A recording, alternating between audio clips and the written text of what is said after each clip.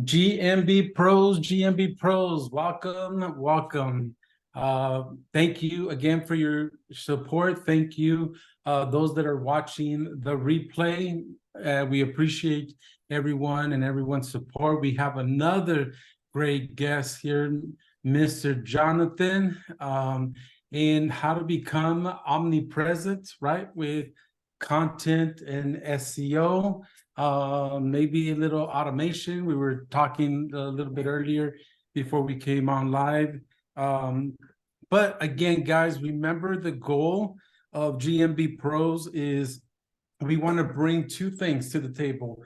One, anything that's actionable. After the call, we want you to be able to take the information and you go apply it, right? And the purpose of you going to apply it is twofold, right? One is to help your agency grow, whether it be like processing, polishing, your offer, whatever it is to improve and help you grow.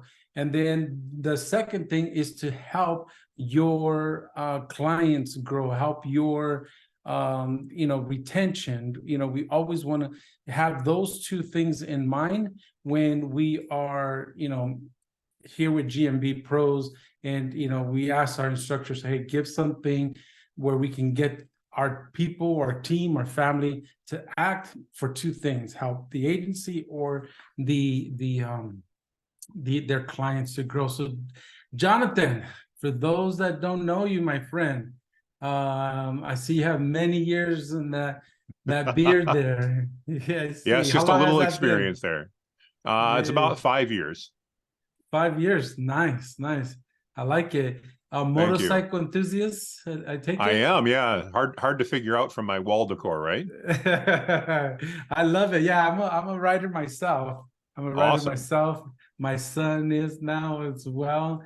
So yeah, love it, love it. So with I know I see you have $1 million leads. So I'm assuming you're into sales and the agency and you like to have fun. Why don't you give us a little bit of your history, like in a nutshell, how you got to this point? All right, well, thank you first for allowing me on the show. I appreciate it. Love to have that chance to chat. I got started back in the digital marketing world back in 1995. So probably before a lot of people on the call were even born, I sold my first website. We actually sold it based on a PowerPoint mock-up. And the company I worked for the boss said, if you can sell it, I'll hire somebody to do it. So we sold it. And that was kind of the beginning of a very long career, off and on and in and out of digital marketing. And then I formed my first agency back in 2010. And actually, after we grew that to about 7 figures in services-based revenue, then last year I decided it was probably time for me to step away from day to day. I had this real desire to pursue another agency. My ADD entrepreneurial self kicked in, and I said, I want to build another agency from scratch, taking all the things I've learned and try to do it faster this time. And so back in October of last year, I really started focusing on building my personal brand, becoming omnipresent, and building Topical authority. That led to me stepping away in June from my other agency and starting a new agency of all things called Whitebeard Strategies. Imagine where that came from.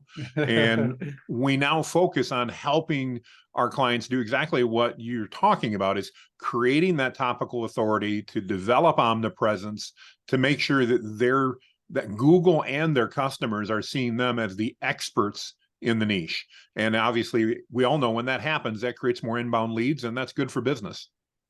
Absolutely, absolutely. Man, love it, man. Talk about, all our dreams, right? 7 figures. You've been there, done that, and then that bug, right? That itch, to do it again Yeah, from absolutely. scratch. Can you tell us more about that? How's Yeah. that experience been? Is it easy for you? Where's the sticky points? In fact, I'll be in Florida, for the 7-figure agency event. I don't know if where you're at or if That's you're actually, going. yeah, no, Josh and his crew are our coach. We've been working with him for a number of years. Unfortunately, I'm going to be virtual next week, so I won't be there. But Okay. yeah, otherwise we'd have to get together and break some bread. But no, great group of people, wonderful crew all the way around. I can't take credit for growing it to 7 figures. I may have founded the company back in 2010, but I actually sold it to my wife back in 2014. I needed her help. I'm a sales and marketing guy. I'm not an operations person. And as we started growing, it became Right really after my apparent to heart. me that there was no way we were going to hit my goals with me and 2 people looking for new jobs because I was driving everybody crazy. And so we brought her in. She's an operational genius. She's an amazing CEO. And she took over, and she and the rest of the team get most of the credit for growing the company. They've done a great job. They're still running it. They're still doing a great job. But like I said, it really, as we grew, and as you know, different agencies, different things become problems as you grow. And I started realizing that my entrepreneurial spirit and my startup mentality wasn't as good a fit once we hit that 7 figures. And I wanted to go out and try something new on my own. And started that in August. So I'm actually just over 3 months in right now, and absolutely having the time of my life, working harder than I've worked in years and loving every moment of it. Awesome. Absolutely. And I get that whole love, right? Absolutely. Doing what you do, operating in your gift, the path of least resistance, is how I like to call it. And I love it. I love it. Can you like tell us, like, you've been kind of to that where I think we all want to be that 7 figure. What made the difference? I mean, you're a man after my heart, right? Sales and marketing, right? But then you have the operational kind of, like Alex Hermosi, right? He has that tag team, Absolutely. husband and wife partnership there. But what gold nuggets, or you that have been through that path already, what's the difference? Like, kind of like, what's the breaking point? I mean, you've been in 7 figure agencies and you've been around those people. Like, what are some of the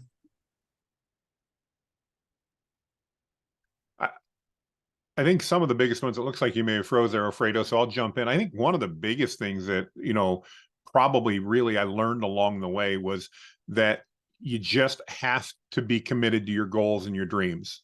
If you're committed, everybody else, whether they're along with the ride or not, doesn't matter. You don't need to do business with everybody. You need to find a niche that you can work in. You need to be able to serve them well and provide just incredible value. And if you can do that, and you can find your niche and you can work within that, you can build a 7-figure agency. It's not beyond anybody's capability. Requires a lot of hard work, requires, again, focus and that tenacity to stick with it. I think the other big thing that I really noticed is the fact that you've absolutely got to make sure that you believe in speed implementation. When you learn something new, you need to go get it implemented. You can't wait around and say, I'll get to that, because tomorrow never comes. And truly, getting it done today is better than getting it done perfect tomorrow or never, because unfortunately tomorrow never happens. So I think that was probably one of the biggest lessons that I learned along the way, was to make sure that that's what I focused on. 1, a niche. 2, providing incredible value to that niche, something that was almost a no-brainer for them, that they looked at and said, wow, I'd be dumb not to do this. Now, keep in mind, when you do that, there's going to be plenty of people that still tell you no. There are going to be plenty of people that still tell you you're crazy. But you just need to find your tribe, the people that want to work with you, that see the value, and you need to deliver it to them consistently.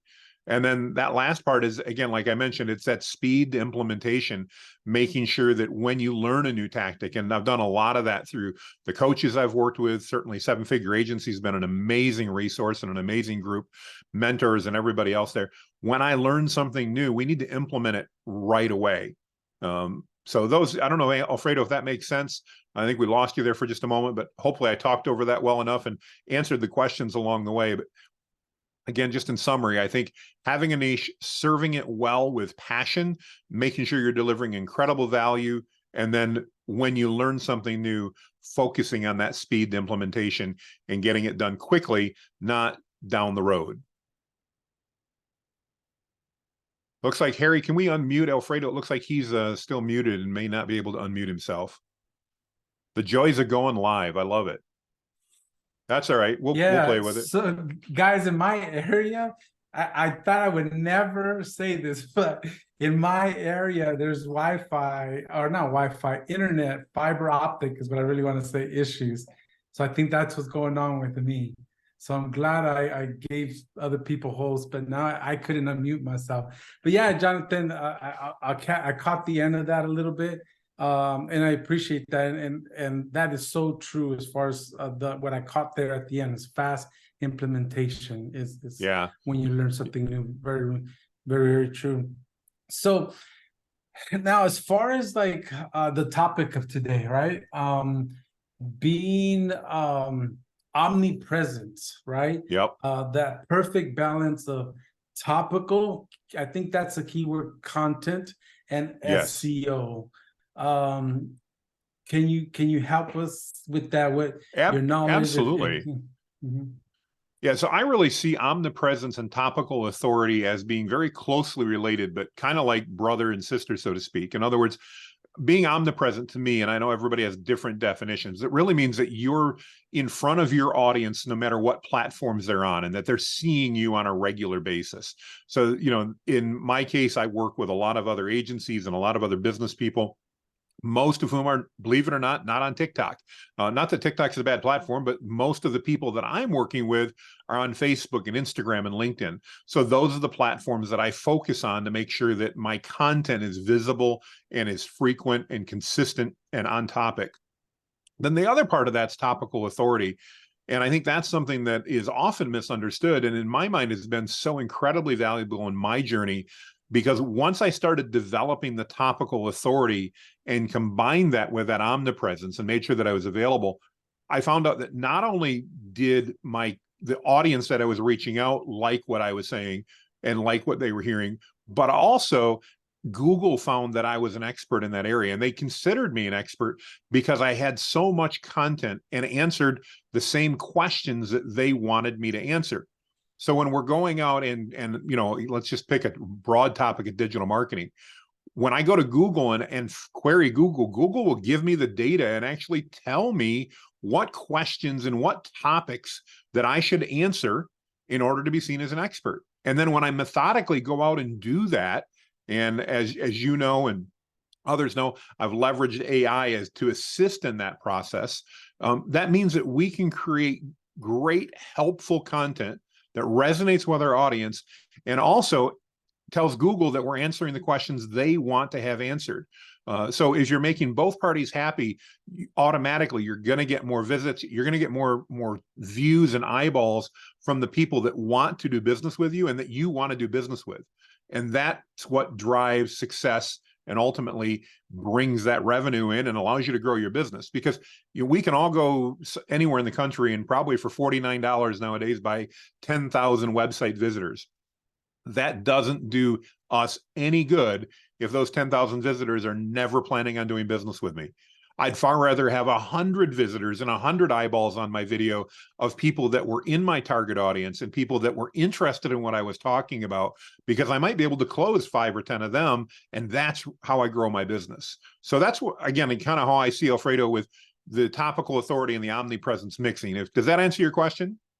Yeah, absolutely. And so I think you can understand this question. You probably run into it a lot. Is like that fear-based thinking of like, man, if I niche down, or God, it's the same.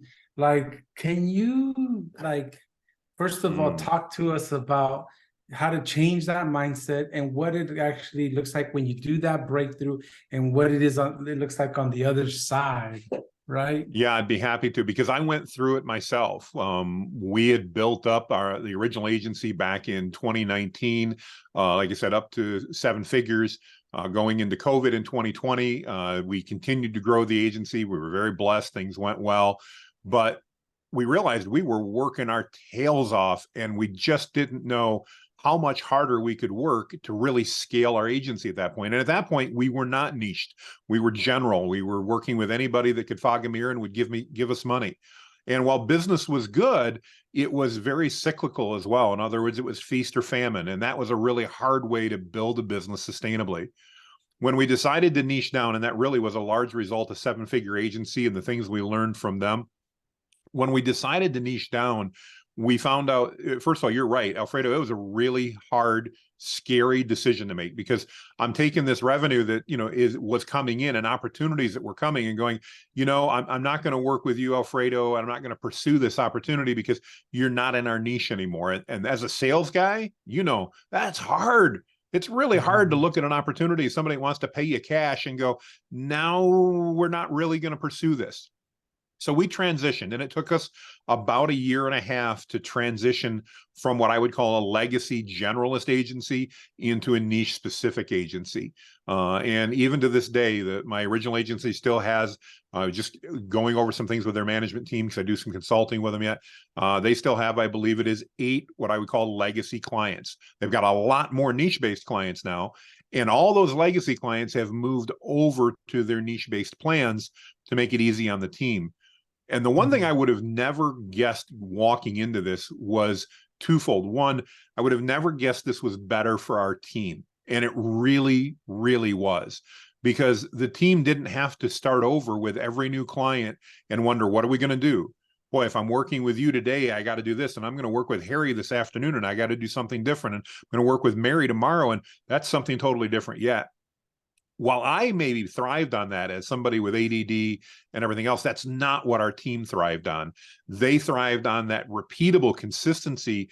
And it was great for the business, because once we had that, they really developed their skill sets even deeper. We had a great team, but they grew and they deepened their strengths, and they got better at serving our clients. Our clients ended up being happier. We ended up doing better financially. We focused on monthly recurring revenue instead of project revenue, and we focused on a niche. And doing all that together really has just absolutely transformed that entire journey. And now in my new agency, that's exactly what I'm doing. I'm very niche focused. I'm very even niche service focused. We do one thing, and we do it really well. And it's worked out. I mean, 90 days in, I'm thrilled to say we didn't quite hit my goals, but we almost hit 10 grand in monthly recurring revenue in 90 days, and we're well beyond that in total revenue. And I'm really pleased to see that once you commit to that niche, and once you commit to doing that and being the best at what you do, what happens is people start coming to you. Literally today, I had 3 appointments set with people that I don't know. I've not reached out to them, but people that have seen my content, have watched my videos, have read my blog posts, seen my social media posts, heard good things about what we do, and we do promote what we do. There's no doubt about it, but came to us and scheduled appointments. And by the way, my ad spend from day one to now has been $300. I haven't spent a ton of money on ads. This is organic traffic that's coming in. And as a sales rep, I'd far rather work with somebody that comes to me and says, hey, Alfredo, tell me how we're going to work together because I want to work with you, as opposed to, okay, Alfredo, what makes you different from everybody else? That first one, when they come ready to work with you, is so much easier, and it's better. It's a better relationship. It's more profitable, not because you're charging more, but just because it's a better relationship with less hassles, less commotion. It just works better. And most importantly, if you want to scale that agency, and that's my objective, I'll make no bones about it. I want to be at 8 figures in another 1.5 years. In order to do that, we need to create something that's replicatable. And I can't replicate an agency and growth in an agency if every project is unique. I've got to be able to do something that I can do on a repeatable basis. So it's scary. I don't know if I'm answering your question. I've been through it. If you commit to it and you stick to it, it will be absolutely worth it. Awesome. So, man, I have so many questions that are popping up. Go ahead. So we're niching down, right? And you talked about content. Now, when you say omnipresent content, you're talking about like social medias, right? Now, I guess it really depends on your niche. Like you said, not all your clients are at a certain platform as far as social media is concerned. So are you talking about posting, content on, let's say, YouTube, whether it be Facebook Live, and then what type of content what does that look like? Oh, that's a really good question. So first and foremost, as you know, Alfredo, you've got to know your audience, because what the goal is to get in front of your audience where they already are. Nobody's going out when I got started, at least certainly last October, nobody was going looking for Jonathan Mast and trying to find me and figure out where I was at. I mean, I didn't exist, so to speak. I mean, yes, my clients knew me and all that. I'd been around for a decade, but I wasn't focused on that. So nobody's, searching me out, trying to figure out what I'm about. I needed to figure out who my audience was and get in front of them. And for me, my audience, the people that I generally do business with, I found out they were on 3 major platforms. They're on Facebook, they're on Instagram, and they're on LinkedIn. And so we did what we call a 3-fold strategy with that. We began by looking and literally asking Google, what if I want to be an expert in this topic? What are the other questions around that topic, the supporting things that are relevant? It's really cluster-based or pillar-based SEO. And I know you've heard of that. That's really what we were doing. We were looking at that pillar piece, maybe, digital marketing, and then what can I surround that with, and what other topic clusters can I build out? And we did it with 3 types of content. First, we wrote exhaustive, amazing, incredible blog posts. And when I got started, we were only doing about 4 a month. Now I publish on average 1 a day. Second thing, we take those articles, now that we've got that quality content, we've answered the questions, now we use AI tools to write video scripts on that content. And then what do? I put it up on my phone, on a teleprompter, and I record that video and I add it into that. I also now have shorts that I can pull out of that video that I can use as Instagram Reels, Facebook Reels, TikToks, whatever the case is. And so I'm able to repurpose that content. And then the third thing that we do is we take that same article that we started with, that base, and we create multiple social media posts off that, so we can amplify that content by posting, curiosity, FOMO, fear of missing out titles, links back to that article, talking about a key aspect of it on the various social media channels we're at. So if I'm working on LinkedIn, for example, or if I'm working on Facebook, I can post a catchy title, a snippet about what is there, and then say, click here for full details. And I can drive people back to that content.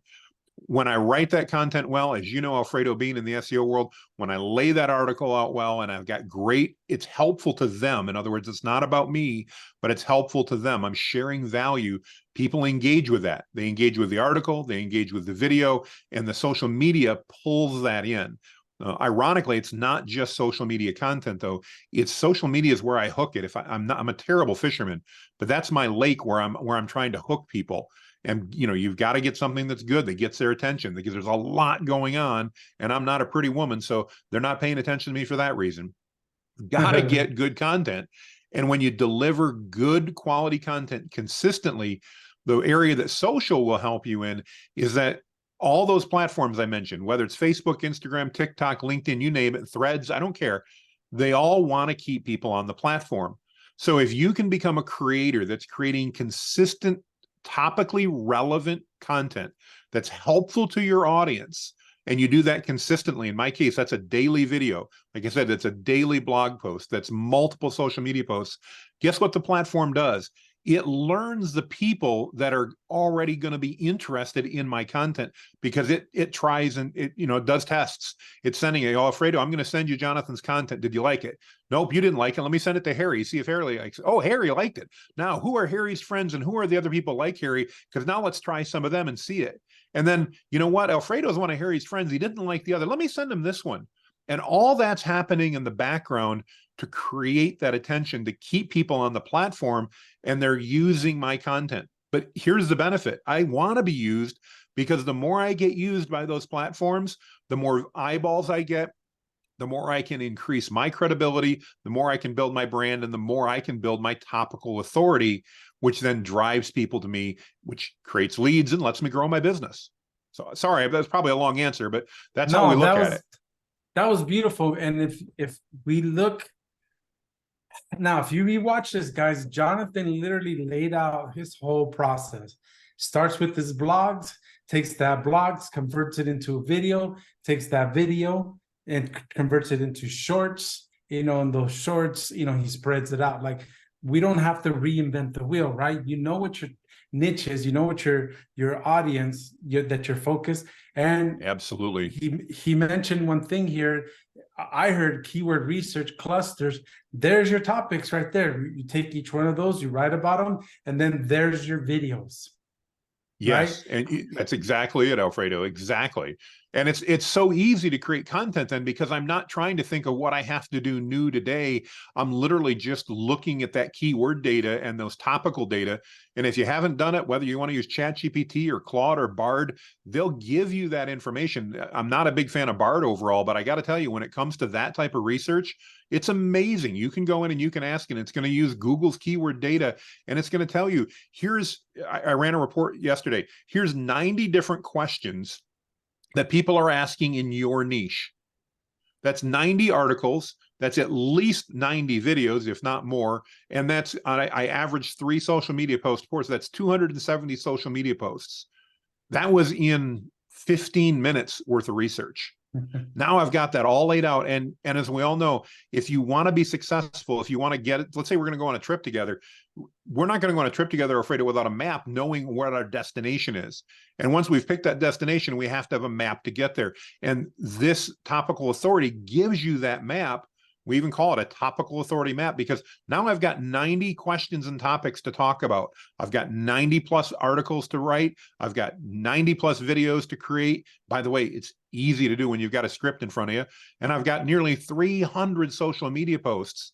And here's the benefit when you leverage AI to do this. And I couldn't do that when we started last October. But when you leverage AI to do that, not to create it for you, but to inspire you and to guide you and to lead you and to help with the creation, you can get that done in just a few hours a week. Imagine what audience you can build if you can dedicate 2 to 3 hours a week to this. And I know that sounds like a lot, but again, give yourself 6 months and you won't need to cold call. You won't need to advertise very much, because people will be coming to you. That's right. Now, this all seems overwhelming, Jonathan, as far as creating this omnipresence. Can you talk a little bit about the tools? And you mentioned a little bit, BART, 1000%. When it comes to, hey, create me an H1 tag, create me, ideas, what keywords, what entities, LSI, variations of your keyword, hands down, right? Like BART, I think does a great job, 1000%. Now, when it comes to writing, ChatGPT, kind of a little bit different layout. Try them both, right? Test them. You'll see the different results and their strong points. They scream at you, right? They do, absolutely. So, like, what are we talking about here as tools for posting, for video making, for blog content writing? Can you speak a little bit on the tools? Sure. Well, let me begin by saying I'm going to probably anger everybody that wants to create a custom AI tool, because I only use one that's not one of the majors. So I use Claude, I use ChatGPT, I use Bard. I use all 3 of those. They're great. And if you prompt them well, which just means talk to them like you would a human being, just Alfredo, like you and I are talking today. If we were working on a project together and you were asking me to do something, or I'm asking you to do something, I'm going to really talk the same way to the AI model about that, because that's what they're trained to understand.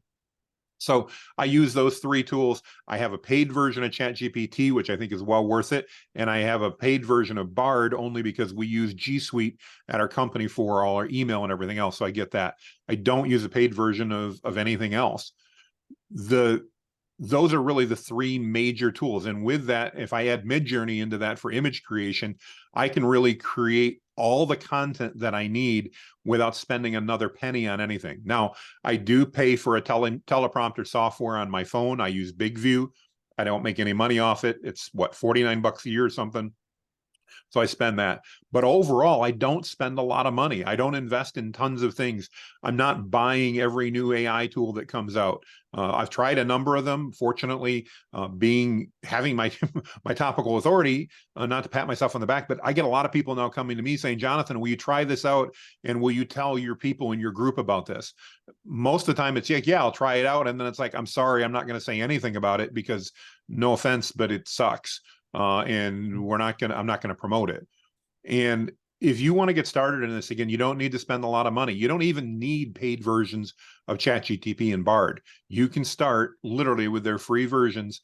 And again, just like you said, go query Bard and say, literally, I want to be an expert. Maybe you're a dentist. I want to be the best dentist, and I'm here in the United States, so I'll pick Indianapolis, Indiana. I want to be the best dentist, the most well-known dentist in Indianapolis. Give me 20 topics, give me 50 topics, put them in a table and tell me the search volume and the ease of ranking for them. And guess what? Bard will do it, and it'll create the table for you. It'll give you all the keywords. Like you said, it'll give you the entities. It'll give you the topics. Then you just go ahead and say, okay, now for each one of these, write me an engaging title that I can use for a blog post. And guess what? You'll get that title. Then create an outline. And this is where everybody makes a mistake with AI. They get an idea, they take that title and they go, oh, okay, go to ChatGPT and write me a comprehensive blog post on becoming the best dentist in Indianapolis, Indiana.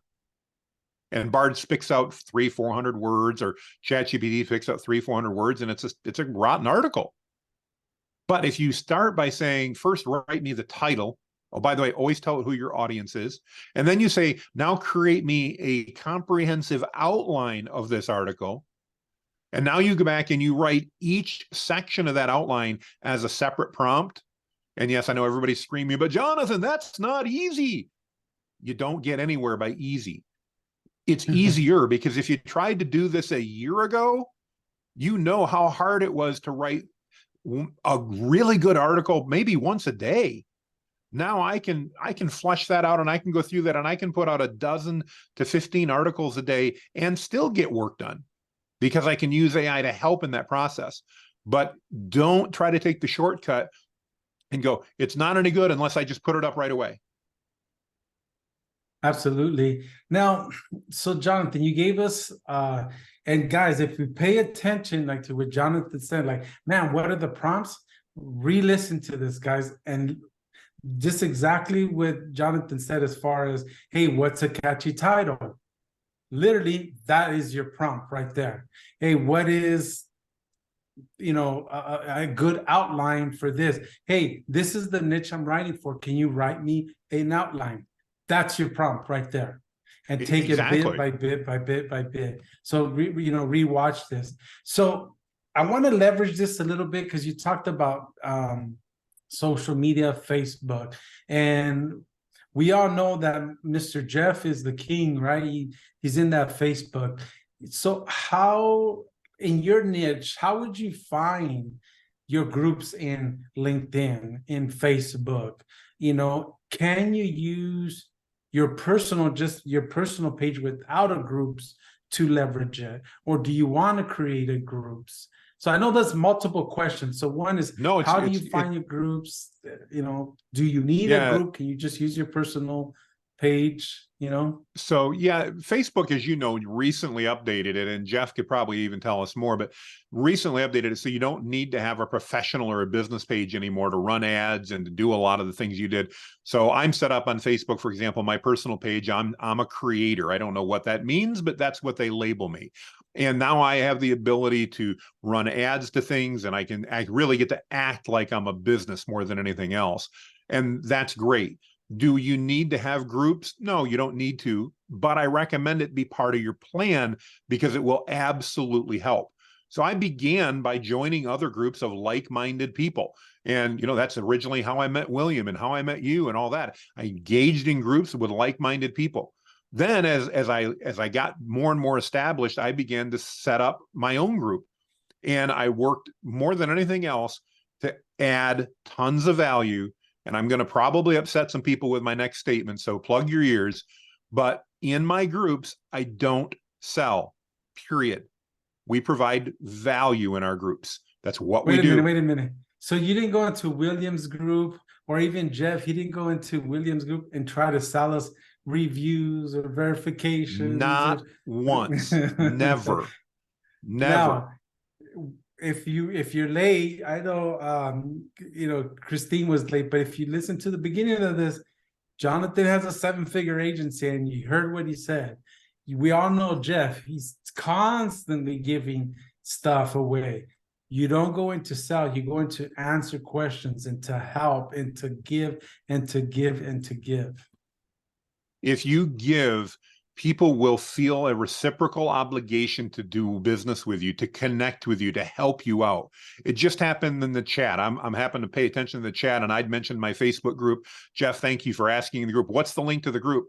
And Roger Valdez, who's also in seven-figure agency with us, Alfredo, he posts the link to the group in there. Okay, that's what happens. I didn't even know Roger was going to be on the call. I didn't ask Roger to do that, but that's what happens. People help you. Why? Because hopefully because I've added enough value to their lives that they want to help, because they know I'm also willing to do that for you and for anybody else. You mentioned the book, I'll get it there, $100 Million Leads by Alex Hormozi that recently came out. One of the things he talks about in there is how give away value. Be so valuable to your prospects that they can't ignore you. And when you are, guess what? A percentage of them, and you don't need them all, are going to do business with you.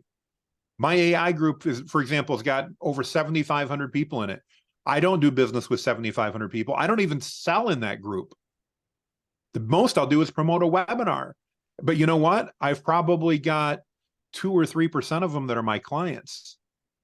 Well, out of 7,500 people, that's not bad. Okay.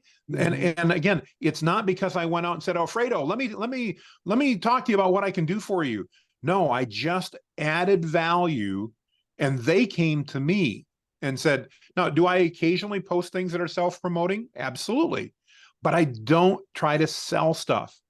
You know, the other day I posted totally self-promoting.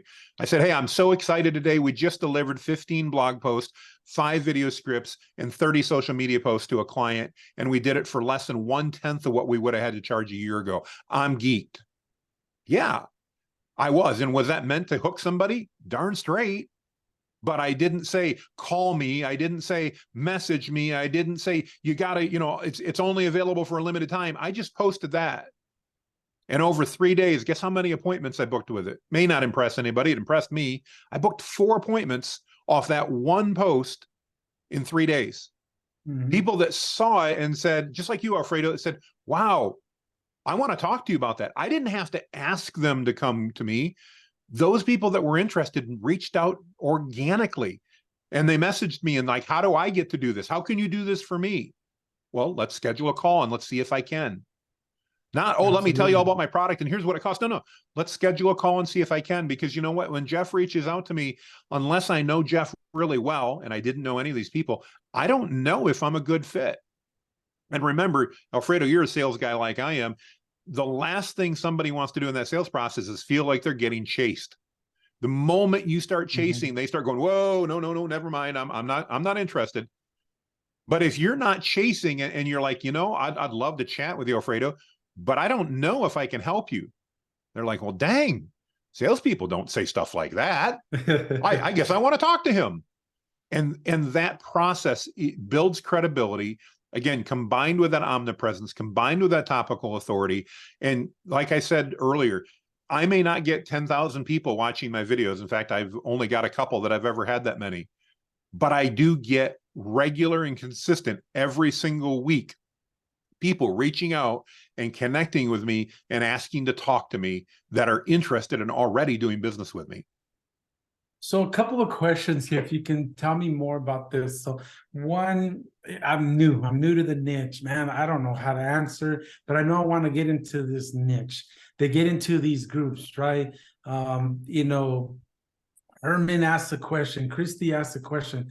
Damn, how do I answer that? Like, but I want to come off as the expert. I want to get into this niche. I want to be helpful. How can somebody answer a question that if they're new to the niche? You need to learn. You need to read more answers than you give when you're getting started. You need to learn what they are.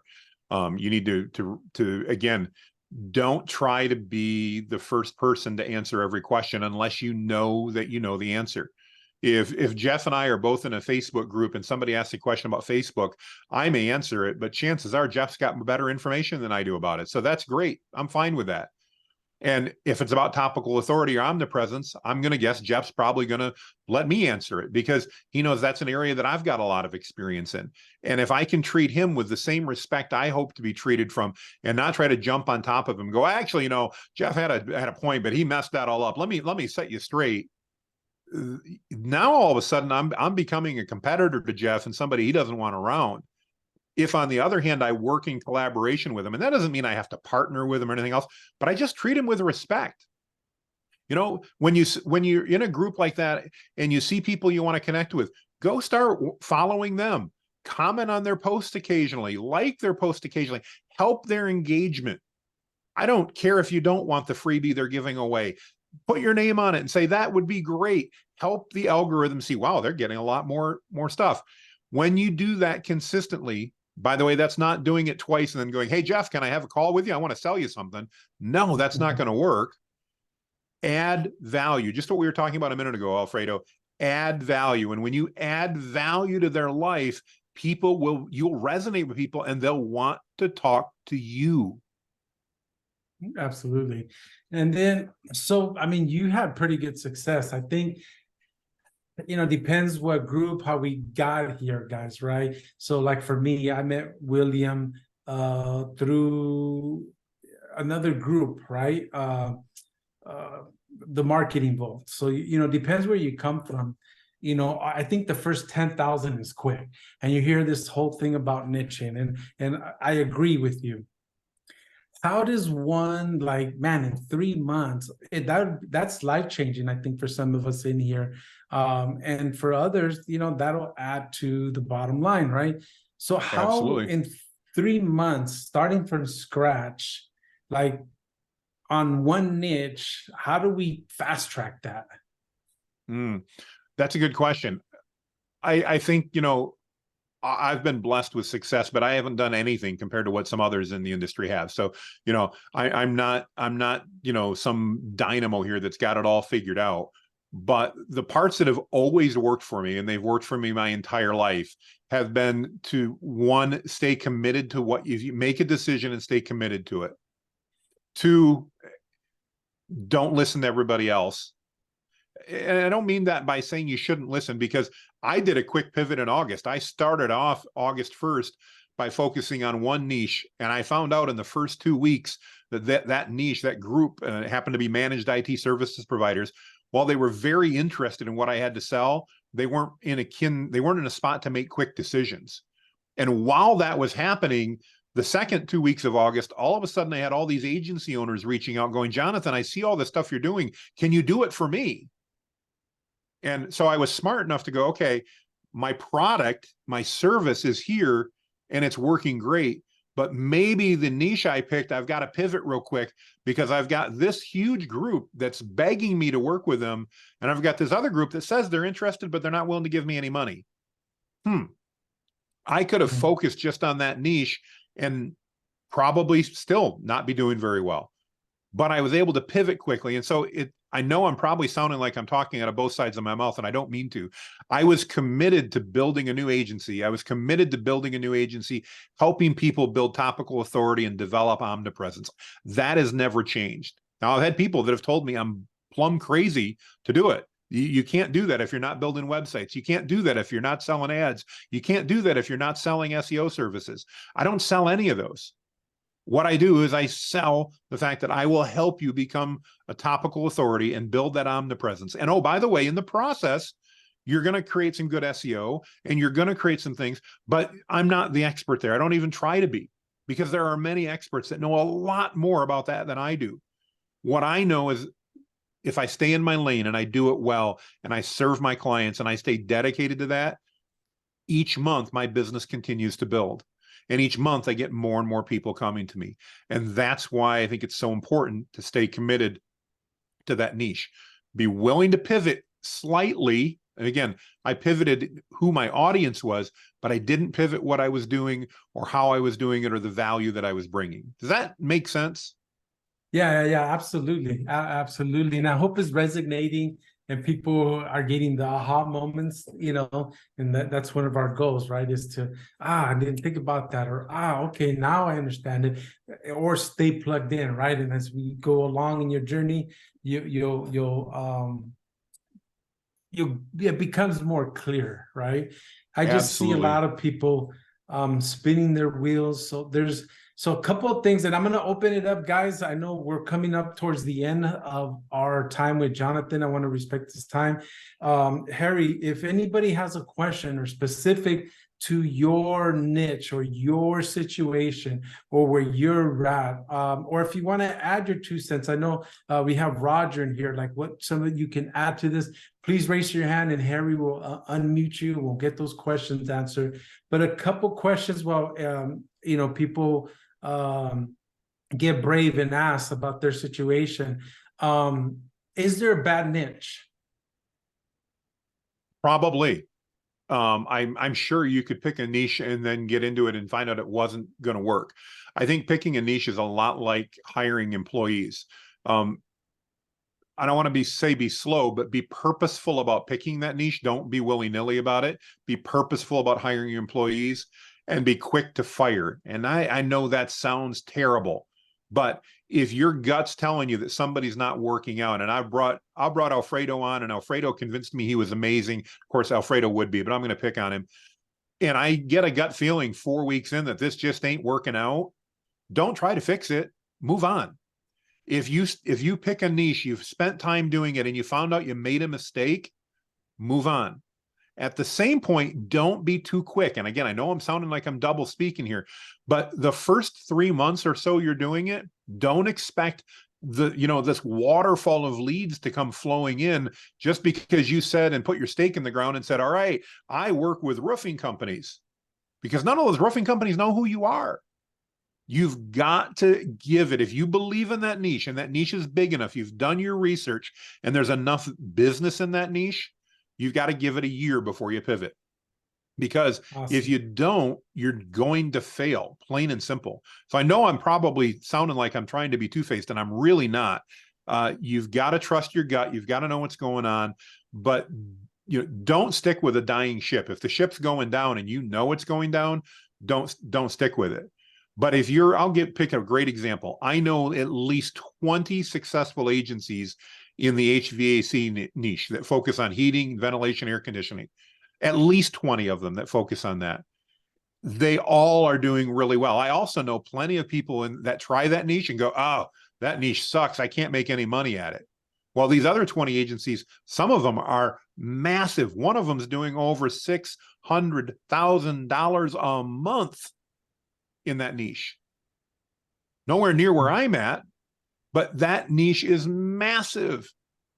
So if everybody around you is bailing because you found out that you picked a niche that just wasn't there, go ahead and pivot, but pivot quick. But if you look around you and everybody else in your niche is doing well and you're the one that's struggling, then maybe you got to look in the mirror and go, maybe I'm doing something wrong. What are they doing different? Are you getting up early? Are you working hard? Are you posting the content? I'm sorry to sound like a broken record, but if you don't post enough content, it doesn't matter what you do. You've got to be out there in front of people daily. Absolutely. And I have a perfect example. So I picked a niche on LinkedIn, right? I won't be shy about it. It was septic tanks. There you go. Guess who's not active on LinkedIn or responsive on LinkedIn? Right? I'm betting it's septic tank owners So, or septic tank pumpers, I should say. Yeah. Right. So I just pivoted a little bit. And guess what? This week, in fact, I just got my messages. Alfred, it's less than 4 days. From our pivot, we're doing good. We got that momentum, right? But it's kind of knowing, when to pivot, and it doesn't mean reinvent the wheel, or it's a shiny new thing, right? Go ahead, Jonathan. Well, I was saying, and if you find yourself wanting to pivot every 30 days, the problem is you, not your niche. If you find that, hey, you've got into it and you made a mistake, we've all made mistakes. We're human. It happens. Then go ahead and pivot. But if 30 days later you want to do it again, and then 30 days later you want to do it again and again and again, you're not giving yourself enough time to build up any momentum. You're never going to be successful. You're going to have some hard months where you're getting started. It's just the way it is. I see Roger's on the call. Roger knows that. I mean, they have an amazing agency now, but it didn't happen overnight. Not at all. Yeah, absolutely. So guys, anybody have a particular question specifically to your agency, question about pivoting, question about your niche, question about your platforms? I mean, we talked about tools, we talked about that mental struggle, you know, breaking through. We talked about consistency, you know, put this stuff. Jeff, you want to, Harry, am I good or are you not hearing me? I see Jeff. I see Jeff, but I don't see Harry. Harry, can you Yes, I can hear unmute? you. I can. Can you help me with Jeff? There we go. That's it, guys. Guys, it's all about being, Jonathan will tell you this, it's about being consistent. Trust the process. Be consistent every day. And if you can't or won't do it, get hold of a VA from myself or William and have them do even an hour a day. Imagine an hour a day, that's 5 hours a week, that's 20 hours a month that you're not doing right now. So guys, be consistent. It's really that simple. It really does work. Roger, you want to pitch in a little bit? Harry, can you help me with Roger? Of course, of course.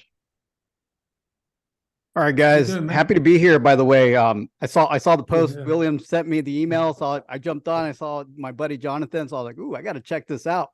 So first of all, I just want to give kudos to Jonathan. He does provide some amazing content in his group. I've gotten a lot of value out of it. So if you get a chance, definitely check that out.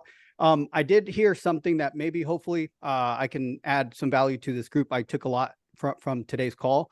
But one of the things that came up that I've gone through in my agency, my partner and I, is how do you grow if you're not an expert in your niche, right? That was one of the questions that came up, and that's a challenging one. A lot of us sometimes are solopreneurs. We're not necessarily the experts in a particular niche that we're working in, and we go in it and we put our heart and sweat and time, and nothing's happening, right? It happened to me. That's why I'm kind of putting that out there, because I had the expertise. I'm the SEO. I'm the website developer. I know that I'm the creative one. I even came up with everything that has to do with the business model and everything that I wanted, right? But I didn't have the credibility. I didn't have the expertise in the niche. My niche is in real estate. I worked in the marketing space in real estate, but I wasn't an actual a professional, a real estate professional, right? So what ended up happening with me, I partnered with my current partner, Sean, and he had the credibility. He was the expert in doing, he owned a construction company. He had just sold a property management company. He was a public speaker for one of the real estate investor associations. So he had the credibility. So when we partnered, everything just shot up. So I piggybacked off of his credibility. So if you're a solopreneur, or maybe you have another partner and you guys are looking to grow, that was one thing that worked really well that I saw night and day, right? That's one thing we saw. Now, once Sean and I partnered up and we got the ball rolling and everything was looking good, we were looking to scale. So we're looking to opportunities like, all right, we have a lot of stuff going correct, right? We like where we're going, but how can we speed things up? And some of you guys, even as solopreneurs, might be able to use the second option to your advantage, even if you don't have the expertise or a partner that has the expertise, right? But it's joint ventures. So the way it worked for us is there's something called, since we're in the real estate investor niche, there's in every city almost, there's a association called AREA, a real estate investor association, and they meet every month, right? They get education, things like that. So we went out and we started talking to them. And then they started seeing what we started kind of going to their groups and offering value. Well, Sean started doing that because he has that background, not necessarily digital marketing, but he was giving value from a different perspective. And then they started asking, what do you guys do? So we got in there, but then we found out that a lot of those associations have really bad online presence. So we actually offered to build their online presence for free. Well, what happened is they gave us access to their list and allow us to go to their events for free, basically. And once in a while, we get discounts on speaking engagements as well to be able to speak at their larger events. So two things to, if you want to speed up your growth, that I've used, and they've worked really well. So hopefully that helps out a little bit. Yeah. Thank you for that, Roger. And I appreciate you. Hey, will you be in Florida? I will. In Miami. I actually, my partner will. I will not this time. I apologize for that. Okay. So I can really attest to that, right? Is being helpful, being quick to implement what you learn, and also in these partnerships, knowing what your gift is, knowing, and staying plugged in. I mean, Harry's been a blessing to me, right? Just in information, staying in these type of groups, staying connected and top of things, and the information really works. And this will breed trust. It will breed partnerships. My agency literally hockey stick up strictly just on partnerships and co-ventures. Right. And just being plugged in and learning and being quick.